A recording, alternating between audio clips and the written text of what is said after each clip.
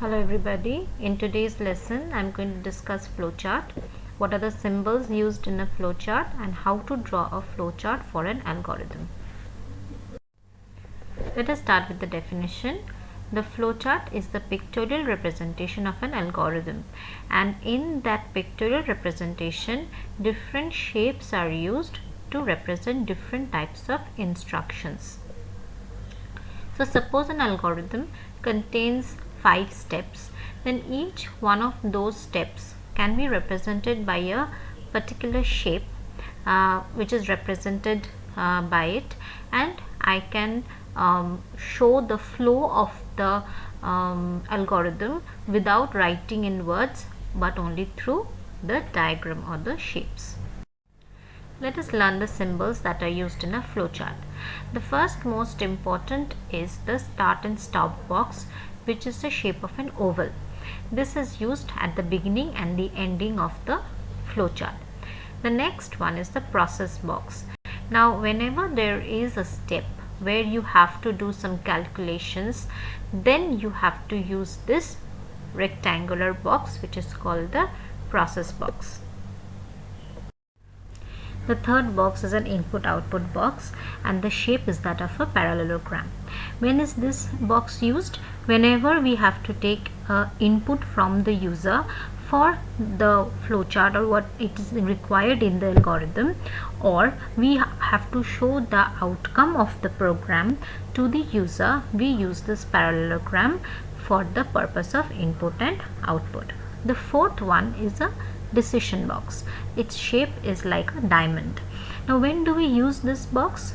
There can be instances in your algorithm where your flow of control depends on the satisfying of a particular condition. So whether a particular task will be done or not, it depends whether a condition is true or false. So that is, you have to choose between two options in terms of yes and no. In those cases we use a diamond, which is the decision box. Fifth one are the flow lines. This is like an arrow and it is used only to show the flow of the control in the flowchart. That means which step is being done after the other step. Next comes connectors. Now this is very rarely used in flowchart. In cases where the flowchart are too long and it does not fit in one page and we have to move to another page, then we have this connectors to show that from the last line of the previous page you give this sign, and then again when you are starting in the next page you give the same sign, showing that these 2 points are connected. Let us start our first flowchart with a very simple example.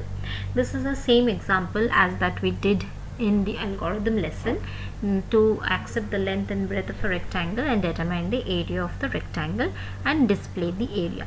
So in this question, accept indicates input and display indicates output.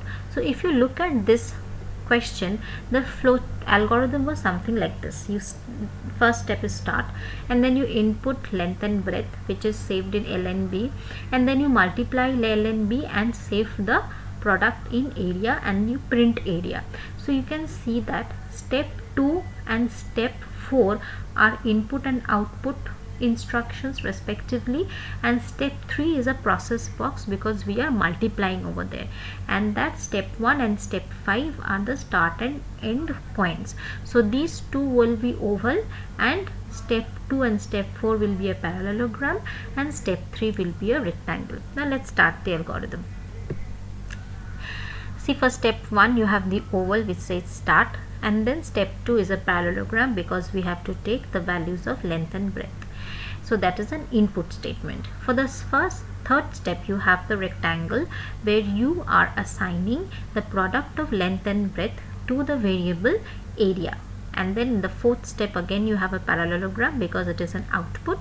We have to use the input output box, and step 5 indicates the end of the algorithm or flowchart, so we are writing stop.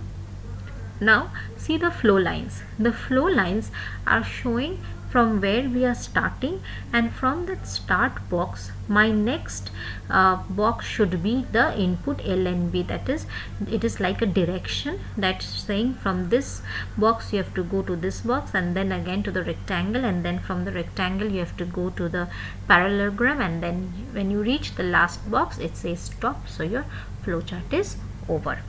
Let us do another example. Draw a flowchart to accept a number other than 0 and check whether it is positive or negative. Now I will explain later on why I have mentioned other than 0.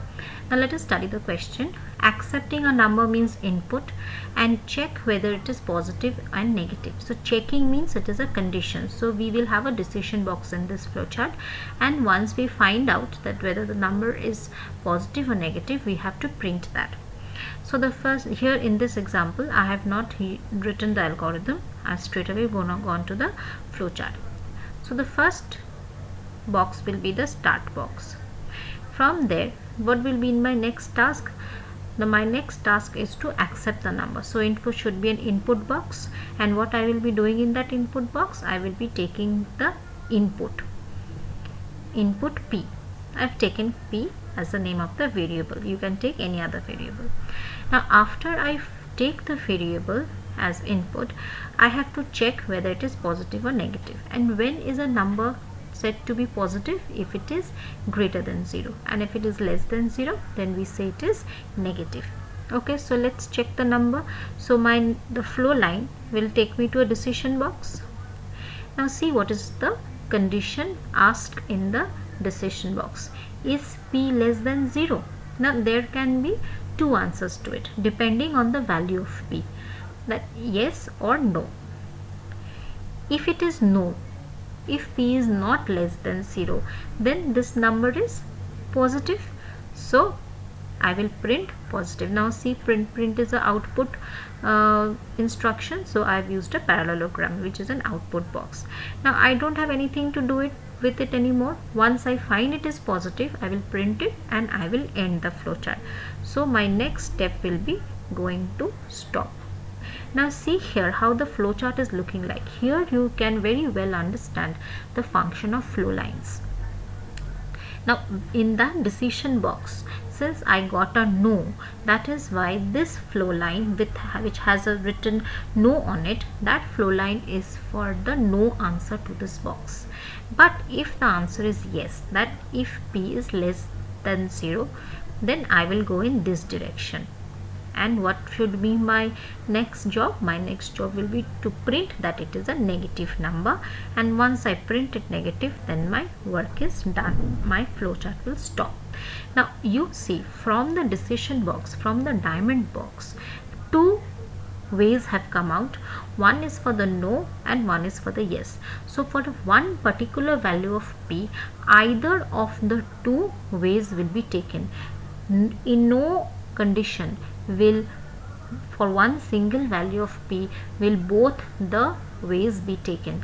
If P is -2, then we will go in the no direction and we will stop, and if we give +2, then we will go in the yes direction and we will stop. But yes and no, both ways will not be executed. This is the function of the decision box, and see how the flow lines has guided me to move in the flowchart depending on the answer to the decision box. Now let me explain why I have given that special condition, that other than 0. This is just to make my flowchart a shorter one, because I don't have much place in this slide. That's it. So with this, we have come to the end of this flowchart lesson. I will be sending you more exercises, some solved one also I will send you to give you more practice, and those will include some more different kinds where I will be using connectors and longer flowcharts, so that I don't have to change my question to make the flowchart small. So enjoy flowchart. Thank you.